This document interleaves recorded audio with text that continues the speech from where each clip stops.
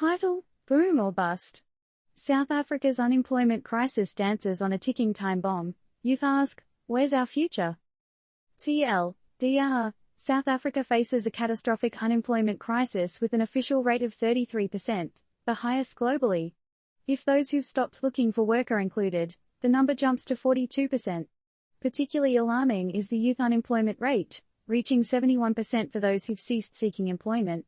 The situation is creating anger and despair among millions, leading to the metaphorical ticking time bomb that could have profound consequences for the nation. When dreams fade to grey, a generation asks, why? In the bustling corridors of the Omar H.S. Ibrahim Elementary School in South Africa, Lebohang Footy navigates through a chaos of lively children. 4 years after earning her degree in analytical chemistry, Footy's reality is a stark departure from her dream.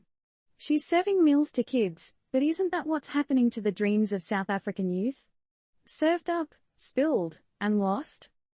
You ask yourself, if we who studied are struggling to find jobs, then what about these ones who are still at school?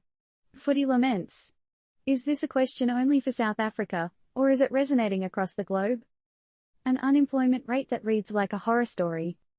South Africa's official unemployment rate is out of a nightmare.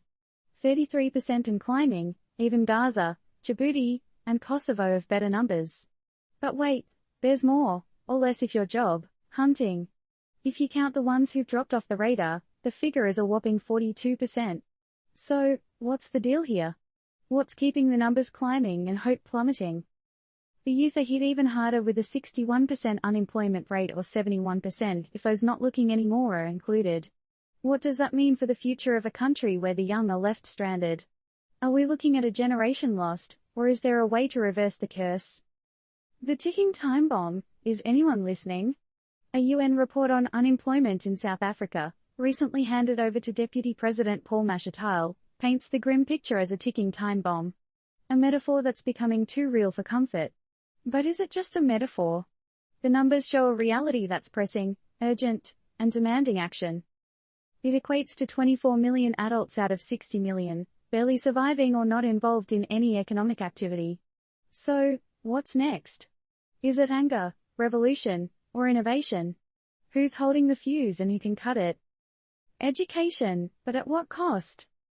Imagine spending years studying, investing time, energy, and often money into a dream, only to end up far from it, just like Footy. How does a society face the disillusionment of its educated youth? What happens when the diplomas and degrees become mere wall decorations instead of keys to opportunities? Is there a magic formula waiting to be discovered, or are we heading into uncharted territory, where rules are rewritten and new paths forged? Conclusion: a crisis or an opportunity in disguise. South Africa's situation is dire, no doubt about it. The ticking time bomb of unemployment isn't just a headline, it's a living, breathing reality for millions. But here's the kicker: a crisis often paves the way for innovation and change. Can South Africa turn this dire situation into an opportunity to redefine work, education, and success? Or will the ticking time bomb explode into chaos, leaving a generation lost? What do you think, dear reader? Is it time for a revolution in how we view employment and education, not just in South Africa but globally?